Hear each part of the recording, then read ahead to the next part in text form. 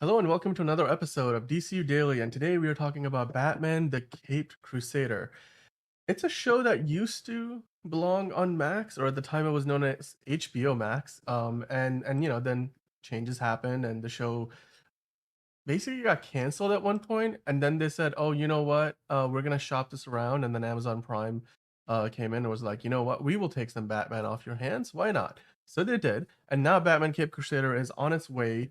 We know when it's going to be released, and so we're going to talk about that. We also got some pictures from Entertainment Weekly, exclusive that they got from I guess Warner Brothers slash Amazon Prime. You know, the folks behind the show at this point, and so we'll take a deep dive into what those pictures look like, how some iconic characters have these, new, different, retro feeling, interpretations in this new show where it definitely feels like something right out of the 40s.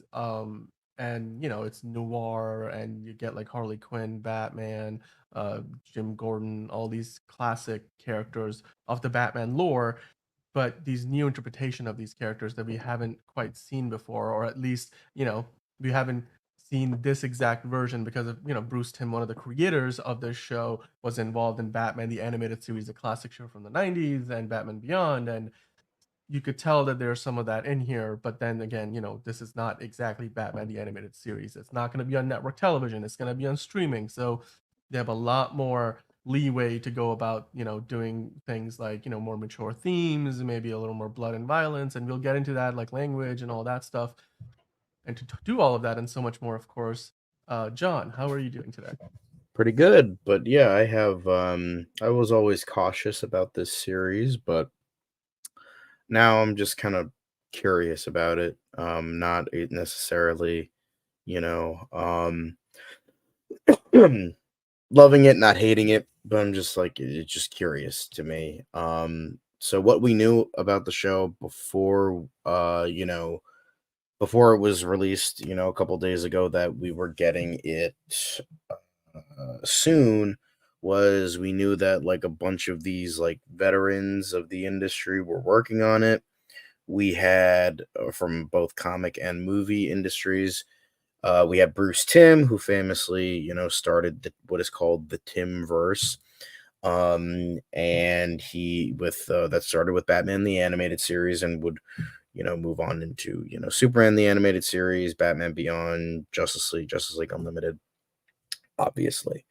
I loved Um, all of those shows. and That's all my of them childhood right there. are, Yeah. still beloved to this day. Hmm. Working with famed collaborator Paul Dini, although Paul Dini is not a part of this project, unfortunately. Um, but Bruce Timm, yes. We also have Matt Reeves, who literally just did the very critically acclaimed The Batman, in terms of that might be doing a Gotham Central show that's kind of up in the air. Nothing's really been talked about, as well as doing that Arkham Asylum show that is now part of the DCU. So that should be very interesting. So we have Matt Reeves, and then kind of the last thread that's a little irksome, a little awkward from that deal that he had with WB that kind of fell through. That's J.J. Abrams. Uh, Now J.J. Abrams used to be kind of beloved in the nerd realm, doing Star Trek, Star Wars, but in recent years, there's a lot of fans that are kind of like, I think this guy needs to stop. So hopefully he's kind of just like a figurehead role. He's just like, okay, Bad Robot is producing it. So that's like as far as he goes. Let's not have him input anything creatively. We also knew that it was going to be more of an old school feel. As you said, it was going to be more detective style, more film noir. Yeah, some leaked images back in sometime in 2023. I don't remember when. Released old some images from the show where it was referencing the suit that we were getting is referencing the famous Detective Comics number 27 suit. Unfortunately, no purple gloves, but I think we'll live. But we do have that, and then we also had like That's the not quite poster. noir enough. You can't We include had the that. poster and all that. So Yeah. yeah, so that's what we have here. and we also knew that it was going to be more violent, more, a little bit darker than the animated series, since this is not necessarily for children like the animated series was, although they got away with a lot of shit on that show. So, It was to be for a fair, show that was on what, Cartoon Network or something, like I don't it think it was. I think it really was Fox Kids or something was like Fox that. Kids. Yeah, like it was a show that, for airing in a kids programming block, it was It very, was, it yeah, had a lot of mature themes. And it was one of those things where you watch it as a kid and you get the enjoyment and entertainment out of it. yeah, But when you watch it as an adult, it's kind of like Pixar movies, right? Like you can enjoy it at all all levels and at ages. all Yeah, ages. exactly. But before we dive into the show any further and we kind of Yeah, look at all these images and talk about the characters, I did want to ask, let's just kind of go through the basics, right? Like, yeah, so this show we talked about is on Amazon Prime.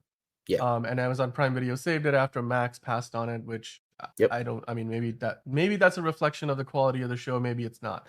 To me, it seems like, given how early it was in the process that they made that decision, it was yeah. It probably was financially before driven and anything. I think they were yeah, maybe writing it at most, but even that's pushing it. So I don't think it was exactly. So, anything. I think they were. I think his yeah, Max was just kind of shedding some stuff because I right. think David Zaslav realized, oh my God, I got a company that was so heavily in debt, I can barely do anything with it. Oh Yeah. shit. So let's get rid of animation because we're dumb.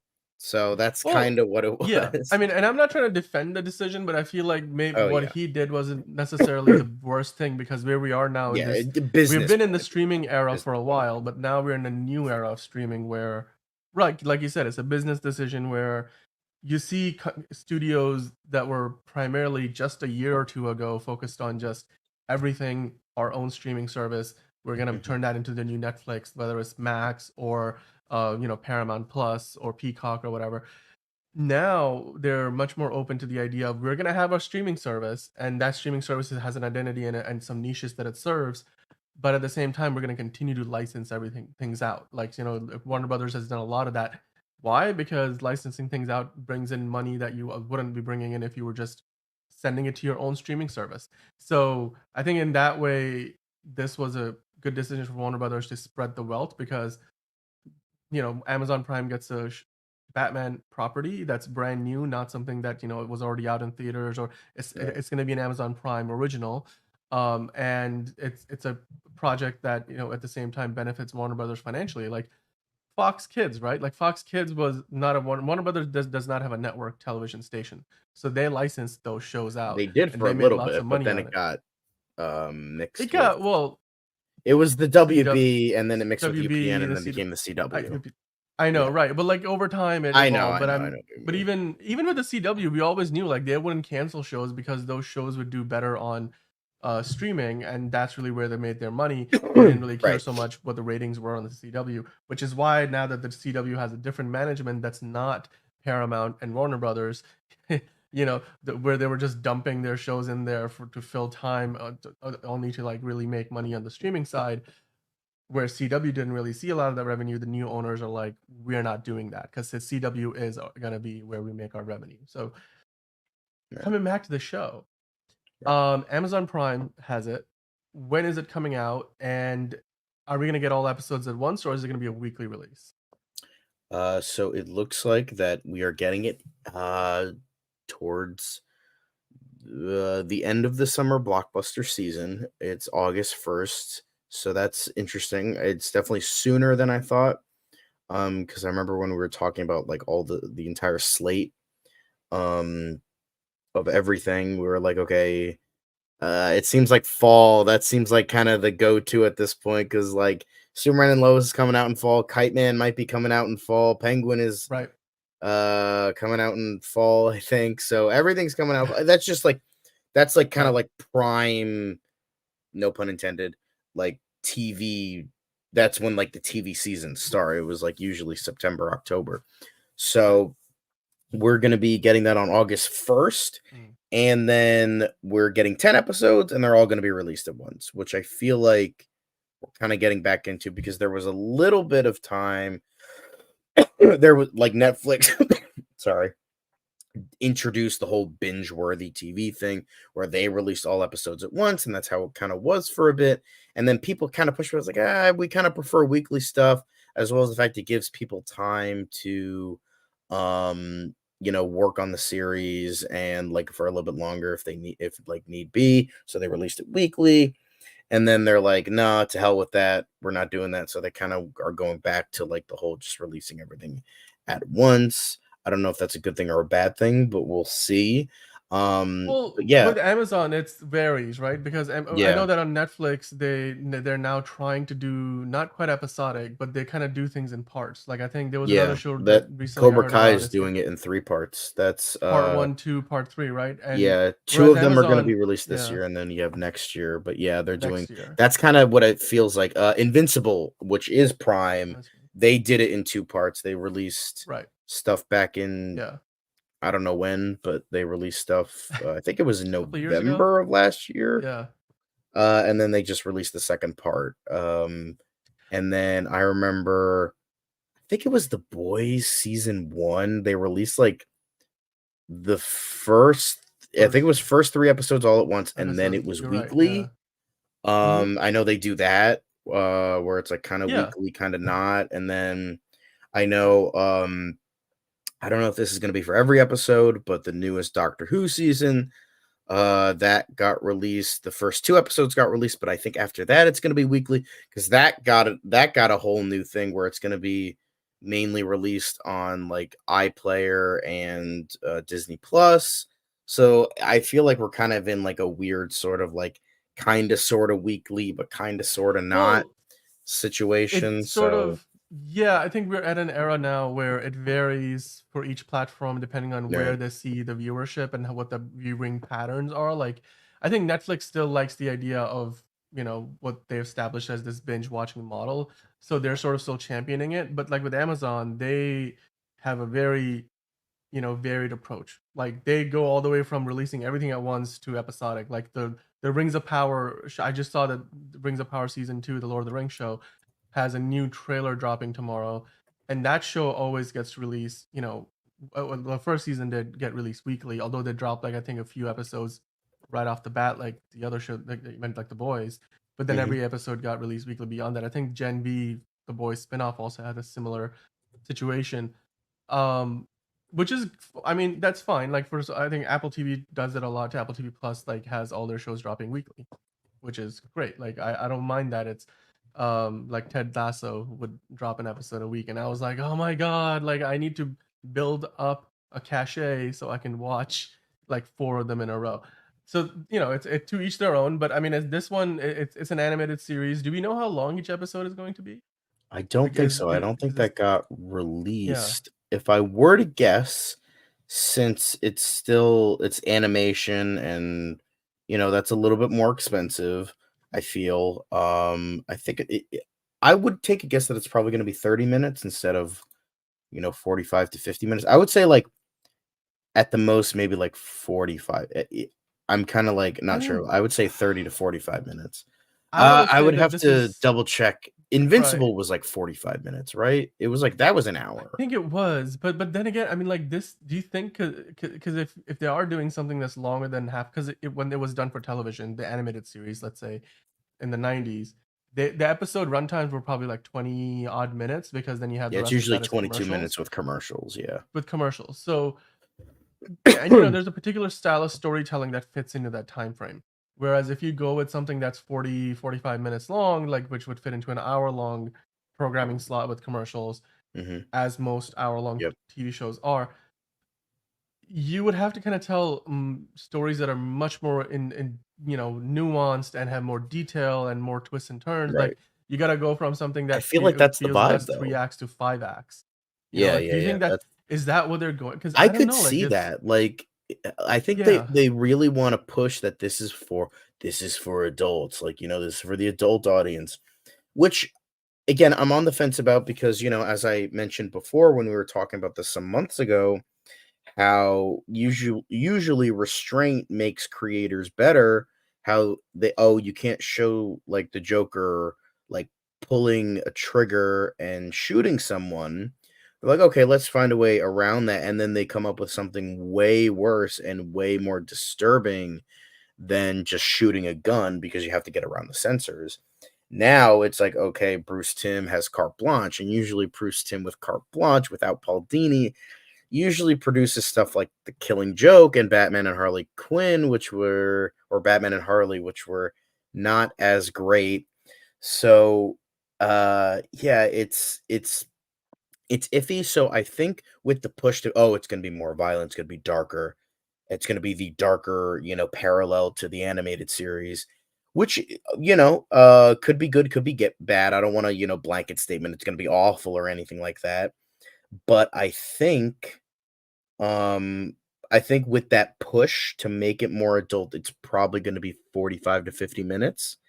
So I know I initially said 30 minutes, but now thinking about it, I think they might go with 45 to 50 minutes, just like Invincible. So, and I'm pretty sure Invincible's like about an hour. So I think Yeah. that's what they'll go for. I think that because I mean, I had this is my comparison. I right. just watched Knuckles a couple weeks ago. I know it's Oh, Paramount yeah, Plus and that's yeah, different from right. Prime Video. Good stuff. But that was more so aimed for children. While I feel like Sonic is kind of all ages type of thing. This was specifically like it felt very children's heavy. So it was only 30 minutes. It was like 25 to 30 minutes per episode.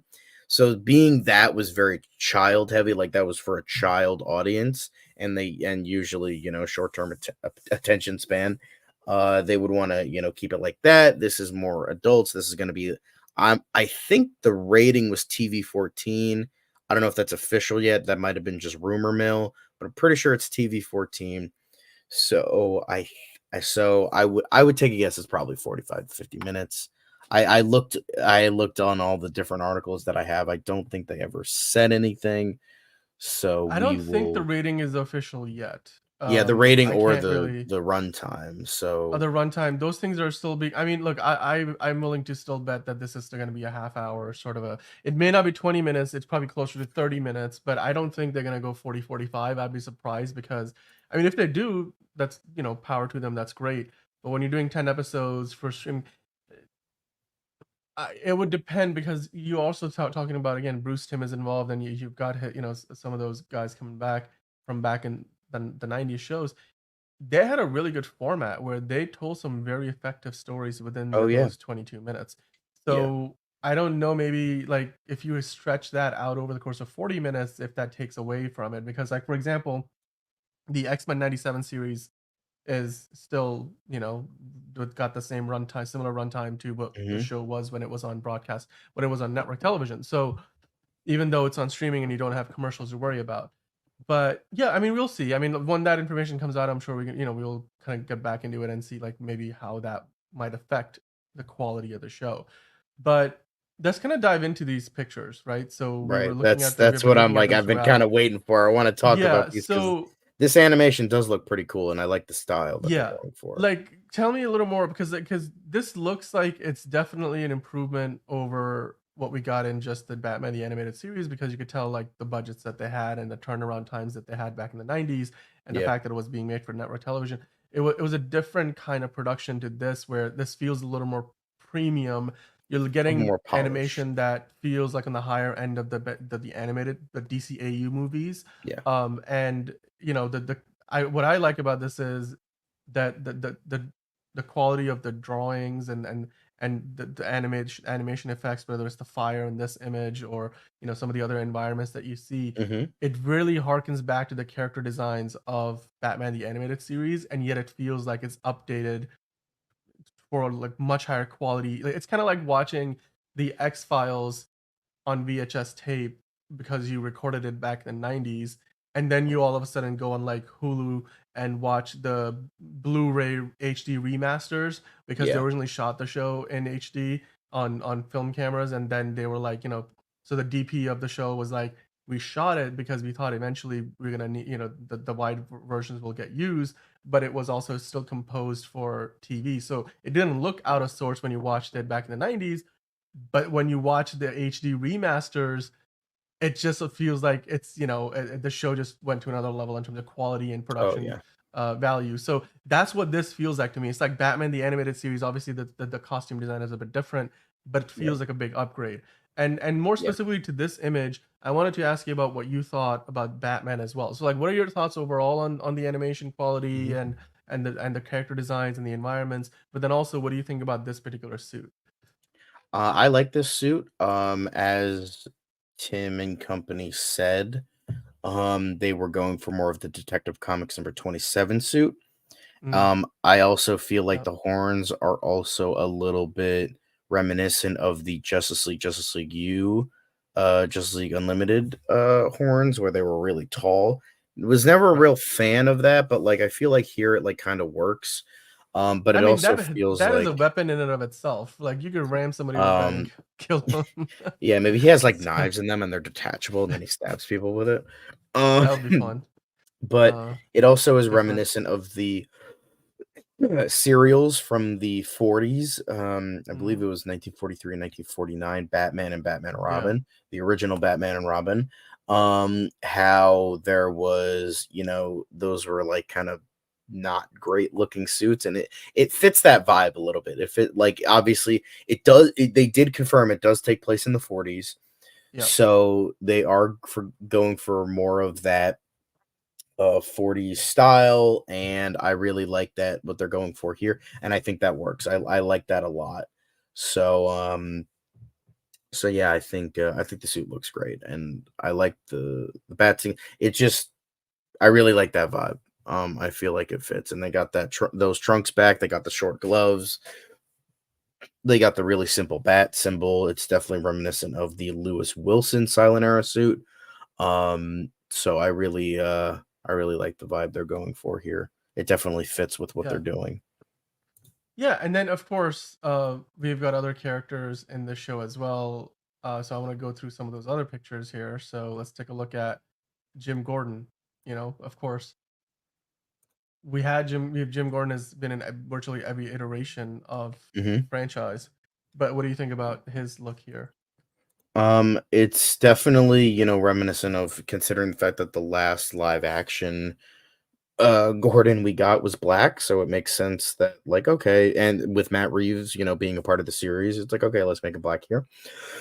the only It does bring up some issues, like, in terms of period awareness, 'cause now it's kind of the thing to race swap characters in period pieces, even though it doesn't really make a ton of sense. I understand it's fiction and, this isn't exactly and it's like it's a superhero thing, I get that, but there are some people that will be taken aback by the fact that, you know, people in very high paying jobs or higher positions of power would in the 40s would be a black guy and an Asian woman. That's just seems to be very unlikely, and I feel like that might take some people out. Probably not a lot of people, but I feel like that's just like it's just like it doesn't really make a ton Yeah, of sense. But it's not like but it's an it's more like animated a nitpick series, or you know? anything. It's not like Yeah, it's oh, nothing this is that gonna make the show terrible. It's just like, I seriously doubt a black guy would be the commissioner of a police department it's in the not impossible. I 40s. mean, I'm sure you can find examples, Yeah, but the I'm other sure thing there's is people all around, like, it's right. it would have been very rare, and maybe they could, like, try to address it, like, not, like, in your face, like, try to subtly, be like, "Oh, Right. how did you get here?" Like, that kinda thing. As long as it's not in your face or written poorly, then Right. I'm curious how they would Yeah. make that work, so, that's intriguing, but the character design looks great. It definitely looks like a mix of it obviously it brings, Jeffrey Wright vibes, but at the same time, it's like kind of doing its own thing. He's definitely a lot older. He kind of reminds me. It's like a mix between the Jeffrey Wright version, the Lego Batman version, who looked way older and was on the brink of retirement. That's what he kind of looks like here, Yeah. with a bit of the animated series Corden, obviously, and I could see a little bit of Steve Harvey in there. This was like if Steve Harvey had hair. Like, I know you That's can actually a kinda very see good that's a very good if he callback. had Yeah, hair yeah, and yeah. glasses, Yeah, he I because he's, can like, very dude, broad, he I can has, buy the that. big lips, he's Yeah. got, like, a mustache, so it's like he's got the broad nose. it kind of looks like Steve Harvey with glasses and Dude, hair. now I want Steve Harvey to actually voice the character. I don't know who's voicing the character, but I now I don't want know. Steve Harvey to The voice the I did want character. to address that. The only cast member they have on IMDb is Malcolm Young. I don't know who Yeah. that is. He is a young black gentleman. Maybe he's voicing him. Maybe he's voicing somebody else. I don't know, but That's the okay, because you brought this that's up. the I only mean, one we that's very have. interesting because we don't know who's voicing Batman. Obviously, Yeah, um, we've had iconic voices over the years. But like, who's been the voice of Batman in recent years? there's all Um, types of different ones. I'm trying to I know. remember. Well, I know because I know like so many different Because I versions. mean, Kevin Conroy hasn't voiced everything in recent years, right? I know. No, Well, obviously, the great Kevin Conroy, who's passed, who passed recent. I think it was last year or the year. It was in the last couple of years he passed away, and we know that his voice is sort of getting reused in a upcoming project where it's going to be like a tribute almost. But outside of Kevin, that's a big. I mean, that's a question that would I think a lot of people would want the answer to. Is like, if it's not. I mean, obviously Kevin Conroy is not going to be voicing this version of Batman, but who would? Um, maybe it is Matthew Young. Maybe he is the voice. Maybe he's the first one, on on the yeah, cast list. So I'd love to see that. I would, I don't, I'm not familiar with his work, but I would love to see if indeed he is the voice. Then what this version of Batman sounds like, because that was the yeah. thing. I mean, Kevin Conroy.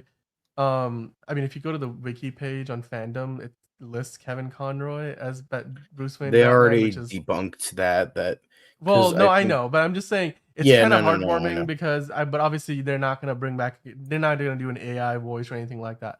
But like what made Batman the animated series so iconic and what made Kevin Conroy, so it's like you have to say like Batman animated, and then the next thing is if you do word association, you will always say Kevin You Conroy. always and, like, there's so It's many people it's I just see talking so about the comics and them reading the comics is like, yeah, I only hear Kevin Conroy whenever I read the comics. right. It's only him. So Not to yeah, and then this denounce, all the other great voice right. actors, not Jason O'Mara. Fuck Jason O'Mara. But I'm like Bruce Greenwood. That dude, I would say if we're talking about the best living voice of Batman, Bruce Greenwood is easily the best. Like I hate to, sound very sour. I don't mean to like denounce Kevin Conroy. I still love Kevin like he is the best. Like if we're talking about living and dead, he will forever remain the best and his legacy will never die because of what he brought to this character. And, breaking stereotypes, breaking like everything and just becoming the go-to for so many people and just being like all encompassing Batman to the point they Right. fucking brought him into live action. Like Yeah. that should say something. Even though the cameo was not very good, but he gave it his all I because mean, it was they he was didn't Kevin give him a Conroy. ton to work with, but Yeah. he was an icon of the industry, and he really, I mean, as far as animated TV shows in general go, I think Kevin Conroy, of course, that's the standard that he said is going to be hard to Yeah. match or surpass. But that the question would be where do we go from here? Because of course now that he's not around, this is the first really significant animated Batman project. Certainly, because I know we've had a lot of like you said, the other actors sort of take up the Mhm. mantle recently with the animated movies and such. But now that that's sort of getting more wrapped up in favor of a more Right. cohesive strategy for DC with DC Studios, this now Batman Cape Crusader is that first foray into the animated world with the character. And so the question becomes, if not Kevin Conroy, then who? Do you have any like potential, I mean, voices in mind? Or I I mean, don't one of the know. names you Like already mentioned, do you think might be a good fit, or would you I want to mean, go in a I new love direction, maybe Bruce an Greenwood. A-lister? Okay. Bruce Greenwood is exceptional. Yeah. I would love to see an unknown. I would love to see someone who hasn't taken up the mantle yet, and Yeah. then we're like, "Who is this guy?" And then he just blows us all away. I would Right. love to see that. That's what I would wanna see. I know that's kind of a Yeah. boring answer. Everyone wants to see, "Oh, I wanna see Well, fucking, like, Pauly Shore as Batman," like, something, like, so out of left field. But no, I wanna be realistic here. I wanna voice my actual opinion, be like, I wanna see an unknown. I wanna see someone not someone who can, fill the shoes of Kevin Conroy, because those shoes are the size of the universe. That'll never happen. So I would just love to see someone Right. just take the role for their own and just do their own thing with it and just be another amazing addition to the pantheon of Batman actors that are fantastic that we've gotten. Like, that's just what I want to see. Like, I want to see someone who can just fucking make the role theirs. And you know what? Yeah. I'm good with that. Yeah. I mean, Kevin Conroy also, a great representative of the LGBTQ community Yeah, as well, for what he and the struggles he went throughout his personal life, um, and of course, great representation and yeah, one of the most iconic voices of my childhood, certainly, and for a lot of people. for a What lot I of did want to people. bring up briefly here is the suit that you were talking about earlier, the suit Yeah, design. that's This what I is was talking about before. Yeah. This was the first Batman we ever got on screen, guys. Get yourself Mhm. educated. But this was Lewis Wilson. He was the first ever Batman, and look at that fucking like, you know what I was trying to say? Like the trunks, the Right. longer horns, the small that type of Batman symbol. It's definitely, I feel like Bruce Timm went back to this and was kind of, you know, Yeah. taking what he had, what he did with the animated series, a little bit of this, a little bit of the Detective Comics 27 look. So I think there was, all of that and creating this new iteration.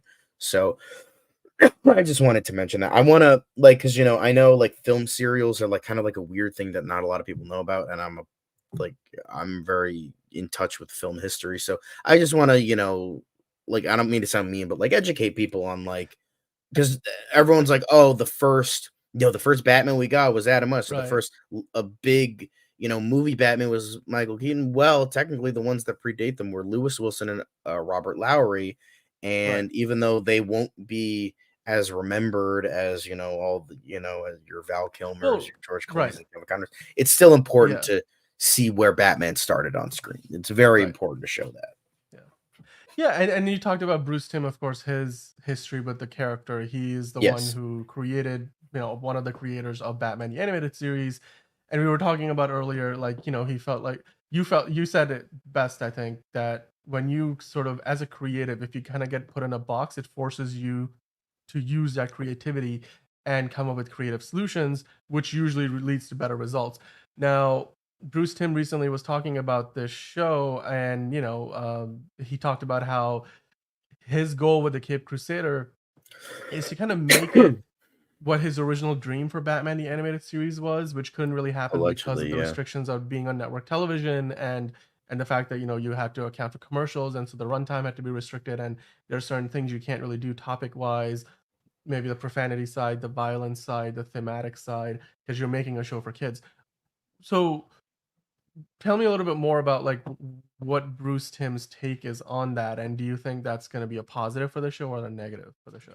As I said, I think that's gonna probably, be a little bit more negative. I think I hate to burst everyone's bubble, but I have talked about this a lot of times before where I feel like having someone carte blanche and they kind of, it sometimes it just doesn't work. Like for instance, um the best example I can think of in terms of superhero stuff is Taika Waititi when he did Thor Ragnarok. It felt Ragnarok, like he right? had to work within what the MCU had, Right, and it resulted in a film that a lot of people liked. dude. I It's personally a, to didn't. me, it's a top. I personally think Ragnarok is a top five MCU film, and That's a it's certainly discussion one for of the another day for funniest. me, Dude, but come on, it's a movie behold that my stuff. it's a movie that a Thor, lot of people liked. And you know it's what? it, it And made a lot of money. it made a lot of It, money. yeah. It's a lot of people love it. They Hmm. claim it's the best Thor movie. It's not.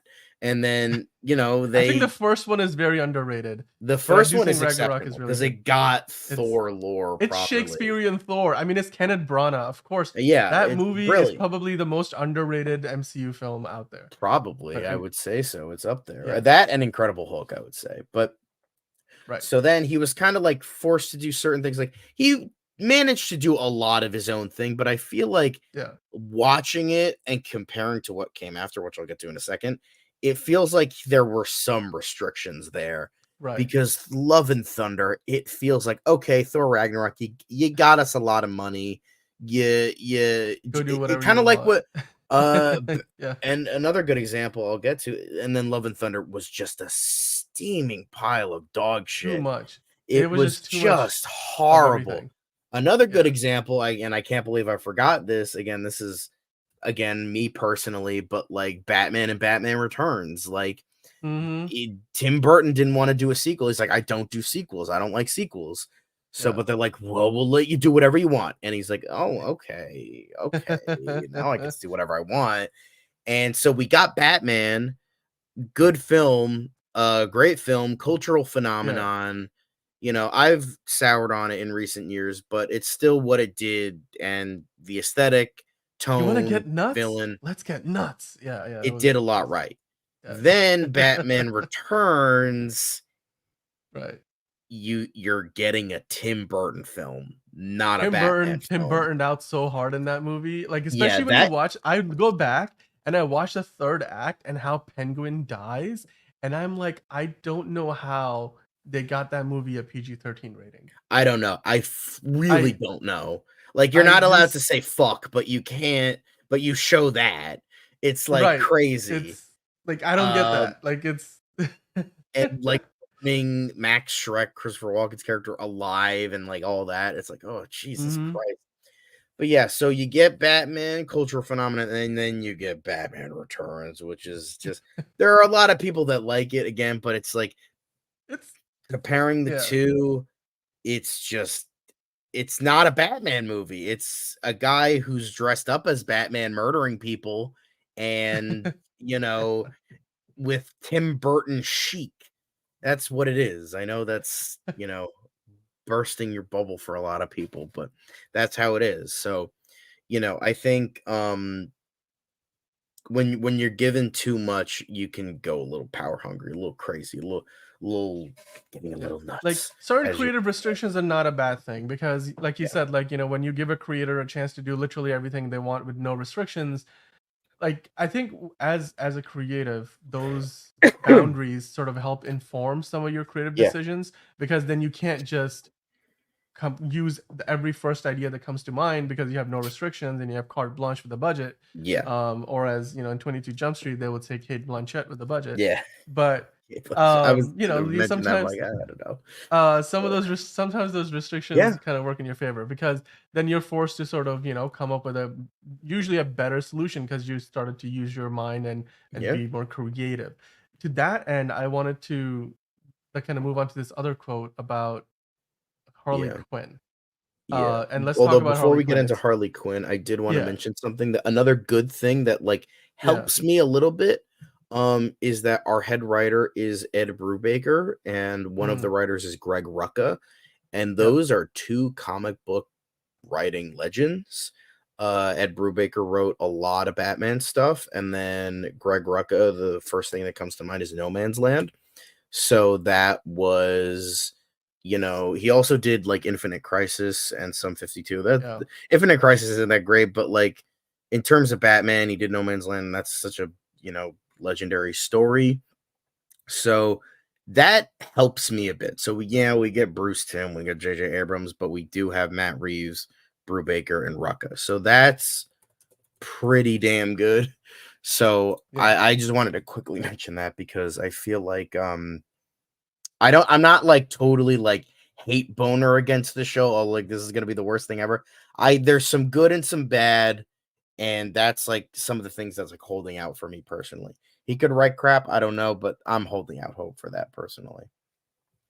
yeah, yeah, and I mean, I think like the talent is there, right? Like you've got a lot of people on the executive producer list, like J.J. Abrams, Matt Reeves, Bruce Timm, but they're not necessarily going to be doing that heavy lifting on a day-to-day basis of the show. They're not show running this. I mean, they're helping inform the look and feel of the show and a lot of those higher level decisions.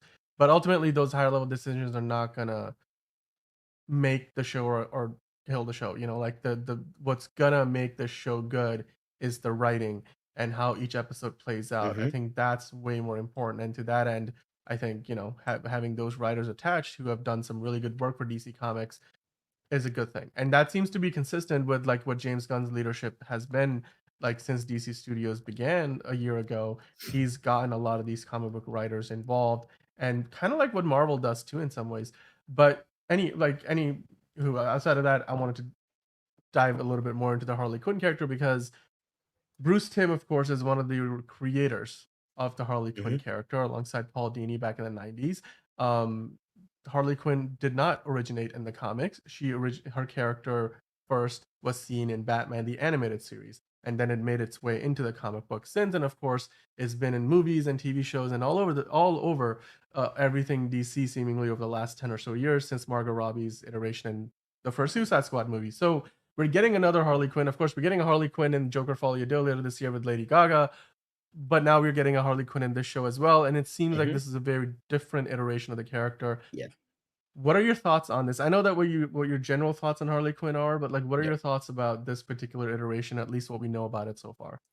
I'm torn, but I want to stay kind of positive. Yeah, Because I like the literal Harlequin look that they have here. yeah. Although, just quick mention, I hate to sound gross. I hate to sound weird, but I'm sorry. Why do her boobs look so weird? They don't look like boobs. They look like tumors. Like, they look so weird. Like, I'm sorry, I had to mention this. I'm like, they look like who drew this? I'm I don't. sorry. They just It's they it's don't just look right. it's one still. I mean, for all we know, this is not gonna It look. just I looks don't weird to know. me. I'm sorry. Like, yeah, Catwoman's boobs look fine, but like hers just looks so off to me. Like, I don't. I'm sorry. I hate to sound gross or weird, but like I had to mention it because I'm like, I can't be crazy. I can't be the only fucking weirdo who sees this shit because I saw this and I'm like, oh, that's really cool. What is up with that shit? Like, I'm just like, oh, okay. Like the rest of it's really cool. I like the green and yellow color scheme. I like the old school like Mhm. collar thing. I know there's a specific name for. I like the makeup. I like that. And Bruce Timm did specifically say that they're going for a mirrored version. How she's going to start off kind of goofy, wacky, kind of regular, you know, chick, and then she's going to be fucking actually genuinely scary as Harley Mm, Quinn and serious and scary and psychotic. And I'm like, okay, yeah, that's could be interesting. But I was discussing it with a friend yeah. of mine, and he was like, well, I'm still not, too excited about it. I'm like, why? I'm curious what you got to say. And he's like, well, the thing is, what they're doing here is like one, Harley Quinn is so integral on the Joker. Like that's the reason she becomes a character. I'm like, yeah, but like but like I feel like with adaptations, it's an Elseworld story. It's up to interpretation. He's like, yeah, but the thing is, what they're also doing is they're kind of almost making Two Face irrelevant because a lot of the things that they're kind of going for here could be Thematically, applied to the Two Face character because right? he starts off as like kind of regular guy, maybe not like wacky, goofy like Bruce Timm was trying to explain with with this version of Harley Quinn, but he was talking about how well Two Face starts off as like this regular guy, and then even though he has a quote unquote split personality, he becomes like this really dark, psychotic character. And I'm like, yeah, I can kind of see that where it's you're kind of making these characters irrelevant when they're just as important to the Batman mythos, more so arguably than Harley Quinn. So it's like I'm a little split on it because on the one hand, I don't mind Harley Quinn if it's done better than what we've been getting. Like I hate what they're doing with the character. I've voiced my opinion on that many times. I just don't like what they're doing, and there's a lot of oversaturation. People are kind of getting sick of her. Like she was kind of one of the many reasons why Kill the Suicide Squad was not well received.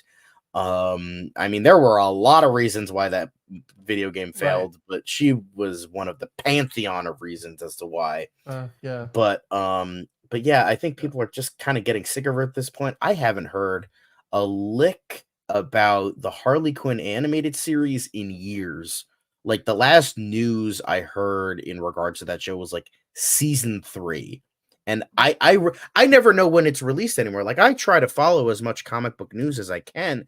I never hear I don't hear about people watching it. I don't see DC or Warner Brothers marketing it. I don't see anything. I maybe see it pop up like once like a year on Max, but that's kind of it. Like, that's kind of largely forgotten about. Um it's I feel like people are starting to realize, okay, we're getting sick of Harley Quinn, like, stop.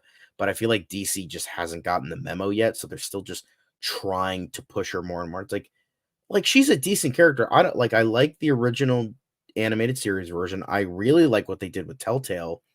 And yeah, I didn't even know what season it was on. I'm like, okay, season 5, Yeah. really?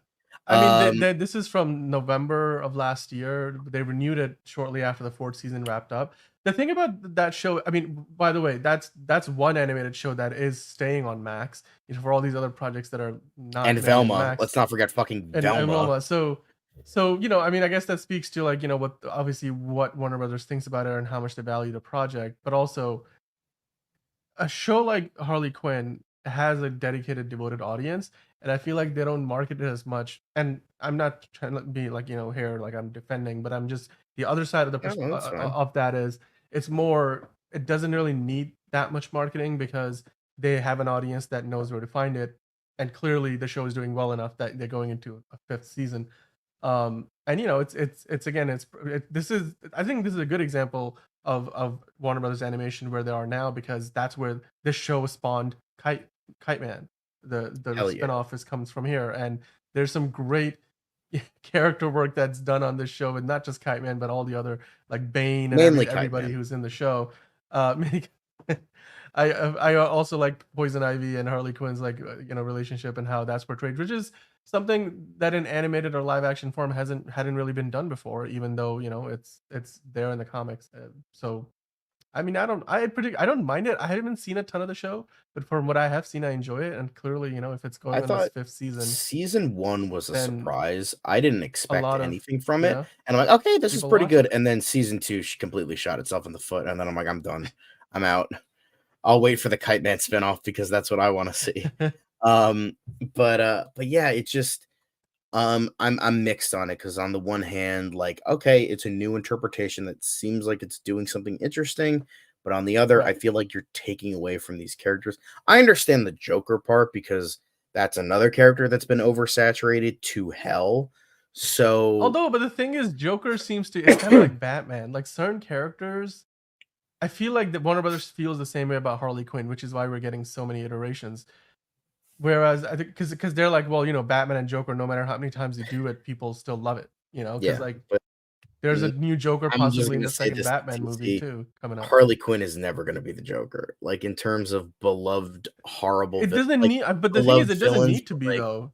yeah, I Like know, it but can it's be like, its own thing. I You don't know know what I about mean? But that. like, yeah. But I yeah, I mean, just but I feel see like, what you're saying too, like in terms yeah, of plugging I it wanna in, remain because open-minded, like, I right, wanna be like, I don't wanna hate this just because it's Harley Quinn, but at the same time, yeah, just because it's doing something different doesn't automatically make it good, as well as right. the fact that, like, you can But make it the doesn't make it argument that, bad. like, it's Yeah, it's it's taking away from other characters that maybe deserve the limelight more so than Harley Quinn. So that's just something to think about, I guess. yeah, And so that's, like, a little bit, but, like, I have a lot of, like, stuff about the show, like, I'm so mixed on it. There's so much, to talk about, I feel. I mean, that's why we've been going for almost 50 minutes at this point. But, yeah. I just think, Well, I just don't wanna, yeah, have any blanket statements of, like, "I hate this," or "I love this," but I'm yeah. just like, We I'm haven't even so seen a mixed trailer on for it. this yet. Yeah, not even a So, trailer, so yeah. I mean, okay, so with that, so given that you're sort of iffy on a lot of things, I mean, the title of this episode is why we are worried about Batman Cape Crusader, because there are things where we have information, but we don't really have enough to truly make a judgment call. And there are some good things, some bad things, Mhm. some sort of like, we'll see how it goes. So to kind of like finish things up, I wanted to just kind of ask you, what is your good, bad, and the ugly so far from the pictures you have gotten, the information that we know about the show, what Bruce Timm has said, the poster, even maybe the logo, the bat costume? What are the things that you like about it? What are the things that you don't like about it so far? I think the good parts are the animation looks great, as you were saying, it looks higher budget. I like how it's a period piece. It's more about Right. the detective side of Batman, which is something that's kind of getting more and more popular. I Yeah. love the design of the Catwoman suit, how it's going back to the 40s look. I don't know if you could pull it up here, but but yeah, that I mean, I love that old school suit. Like they made it work. I love that. I Yeah. love the purple suit. Yeah. But I like And that. yeah. I like the fact that we have a lot of talent here, mainly Matt Reeves, Ed Brubaker, and Greg Rucka. That's that's definitely really awesome to see those guys working on, this character that they worked on before and done very well. I love the old school look. I like the film noir aspects. I don't mind the fact that it will be darker and more violent as long as it's done well. It should be okay. And also Clayface was another thing. I love the design of Clayface. He looks almost like Scarecrow in a way. He Like he does. kind of has I that didn't like when I first Scarecrow looked at Jonah this. Hex a little bit. Yeah, because I wasn't sure if this was, Clayface when I first looked at the character. I'm like, that doesn't look like the Clayface from the '90s Batman animated series, No, right? it Because looks the way they something did out that of like was a very different.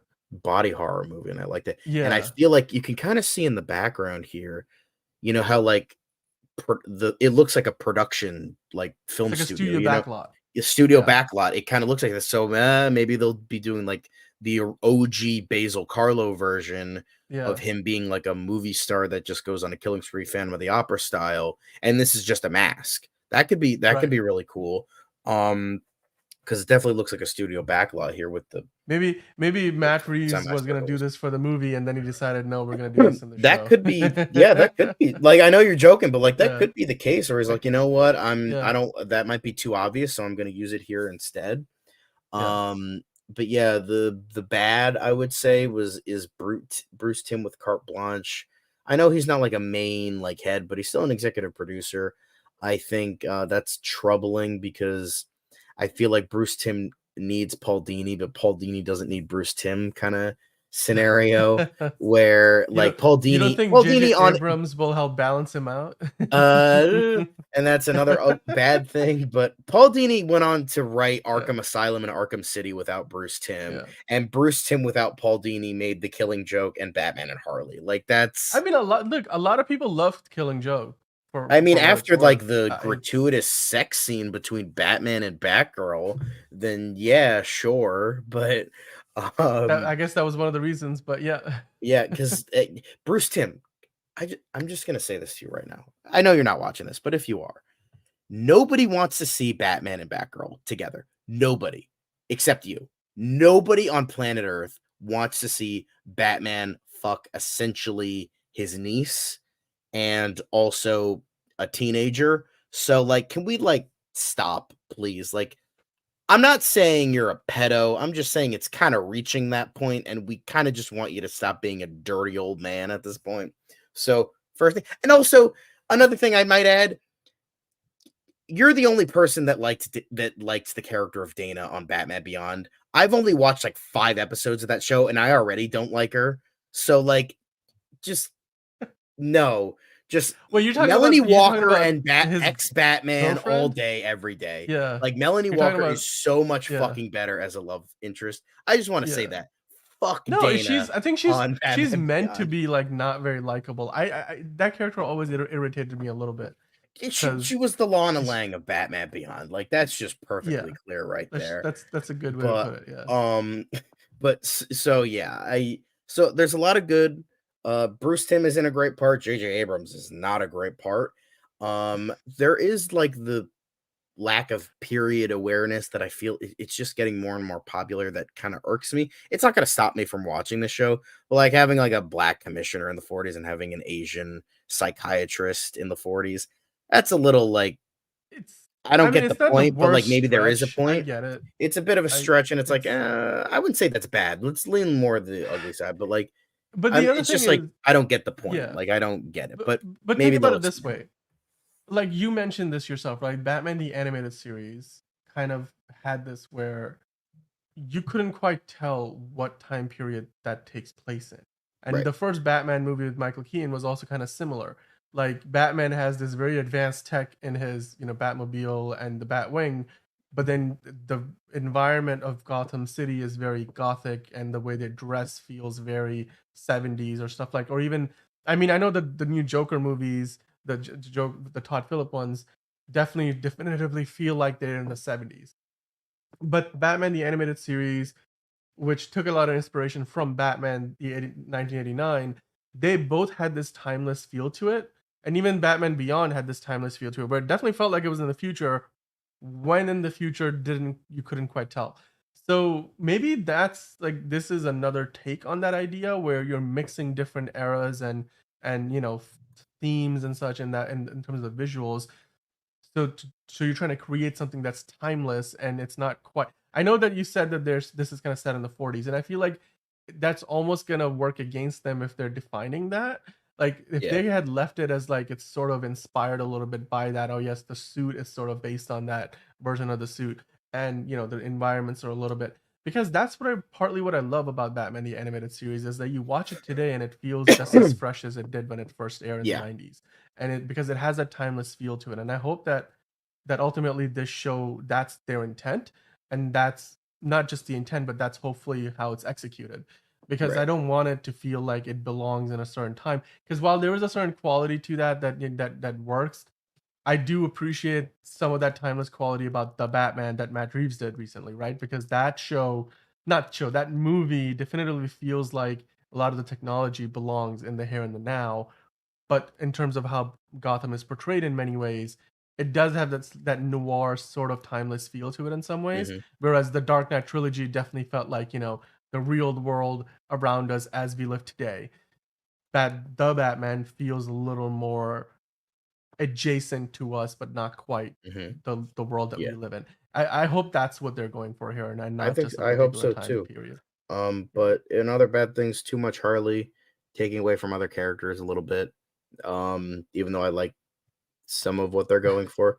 And then the Yeah. ugly, Harley's boobs. I don't know what's going on there. But outside of that, I think I think it's, I think it does have a lot of good. Uh-huh. It has a lot of Uh-huh. bad. It's a little bit of ugly, like what's going on there. And then, but like for the most part, like it's just me being curious. It's just me being curious. I'm curious. That's Dude, all I yes. really am. I'm Yeah. just like, I'm really intrigued with how this will go about. I want to like it. I really want to like it, but there's a lot of things that are kind of pulling me away from it that it's like, Mhm. I don't I don't know if it will be good as Batman the animated series. I don't think anything will ever be that good, but like, I don't. I just want it to be at the very least kind of good. Like that's all I want Yeah. at this point. Well, yeah, I mean, and look, ultimately, this show is gonna be out on August 1st. It's coming out on Amazon Prime. It's gonna have 10 episodes. They're gonna release them all together. We're Hmm. probably gonna get a trailer before that, and when we do, we're gonna break Hopefully, it yeah, down like we do all trailers for all things DC. I'm yeah. looking forward to it. I mean, it's a show that's got a lot of promise so far, based on what I've seen, at least in my opinion. There's a lot of potential here, but there's a lot of potential to both succeed and fail. We'll see which direction that goes in. The fact that Max passed on it such an early stage probably had more to do with, what Max wants their content strategy to be at Warner Hmm. Brothers, rather than the quality of the show. But it's going to be on Amazon Prime, and for all the content that Prime and Netflix tend to throw our way, they do still have a certain threshold for quality. So ultimately, this is still a Batman show, and it's still got some of the most well known and successful creatives in Hollywood working on it, like with the likes of Matt Reeves, J.J. Abrams, Bruce Timm. So we'll hopefully get something good from it. And if it's terrible and it only lasts 10 episodes and gets canceled, then so be it. I'm sure there'll be other takes on the animated side for Batman. We know there's a lot of live action stuff coming out, and we'll be here to talk about all of that, whether it's Joker Folie à Deux, Superman and Lois, its final season. You have of course got Dead Boy Detectives on Netflix right now. We're gonna be reviewing that soon. We've also got other movies in the works for DC. Superman has been filming now for almost 2 months, and anytime we get new news, whether it's the suit that recently got released or what more behind the scenes images, maybe we'll get a look at Lois Lane or one of the other characters from the film. Maybe we'll get look at Mr. Terrific or Hawk Girl or Guy Gardner's Green Lantern and see what I Nathan want to see Fillion that looks bowl like. cut. Yeah, I want to see that too. I mean, we'll be here to talk about all that and so much more. Of course, we have the Also Curious show on tomorrow. Lots to talk about Planet of the Apes movie and how well that's doing already. Wonderful There's gonna be a day. Yes, Day. absolutely. I can't wait for to hear what you think about it. I think Angelina went to see it as well, so she's gonna be on the show tomorrow. And we'll have DCU Daily the rest of the week as more news comes out. Frank Grillo is part of Peacemaker season 2. We'll probably get into that as well. Maybe I think that might be what we talk about tomorrow. I want to figure out like how that's not going to be confusing for the audience playing Rick Flag Yeah, totally Sr. not. Totally not confusing. Yeah, I So apologize yeah, throughout we'll this whole episode. This collar you're has sure. been stretched to hell. I apologize if you see my hairy chest throughout this video. I very much It's apologize. I tried to cover up as much as yeah. I can. I I'll mean, just hey, go you're the like guy this. who was talking about Harley Quinn. So yeah, we'll call this an episode. We'll be back again tomorrow, day after, and the day after that, talking about all things DC. But until next time, guys, go out there, watch something DC related, come back and talk to us about it. We'd love to talk to you about it. Hit the like button if you like this video, or dislike if you didn't like this video. And of course, if you're here often enough, then we'd love for you to subscribe so you can get all the notifications for when we are live or have a new video going up. And we'll have a new show on live tomorrow with all things movies, and then we'll be back with more DCU Daily as well. That's always part of the show. And John, I'll see you on that show tomorrow. Until then, guys, it's been fun, and we'll see you back here on DCU Daily.